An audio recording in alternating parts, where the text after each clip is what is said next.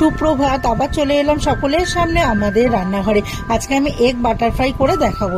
তার জন্য প্রথমে আমি একটা ব্যাটার করব। আমি কিছুটা ময়দা দেবো, তার মধ্যে কিছুটা কর্নফ্লাওয়ার দেবো, দিয়ে একটু গোলমরিচের গুঁড়ো দেবো, পরিমাণ মতো একটু নুন দেবো, আর একটু খাবার সোডা দেবো। দিয়ে এইবার বাটারটাকে আমি একটু গরম করে নিয়েছি, গলিয়ে নিয়েছি, নিয়ে ওর মধ্যে দিয়ে একটু জল দিয়ে, ফ্রিজের একদম ঠান্ডা জল দিয়ে একটু ব্যাটারটা গুলবো, ভারী ভারী করে ব্যাটারটাকে গুলবো। এইবার আমি দুটো ডিম ফাটিয়ে নিয়েছি, ওর মধ্যে পেঁয়াজ কুচি, কাঁচা লঙ্কা কুচি দিয়ে আর একটু পরিমাণ মতো নুন দিয়ে ভালো করে ফেটিয়ে ফ্রাই প্যানে সাদা তেল দিয়ে আমি অমলেটটাকে করে নিয়েছি।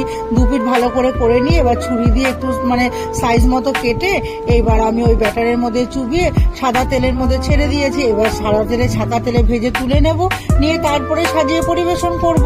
তাহলেই তৈরি হয়ে যাবে আমার এগ বাটার ফ্রাই।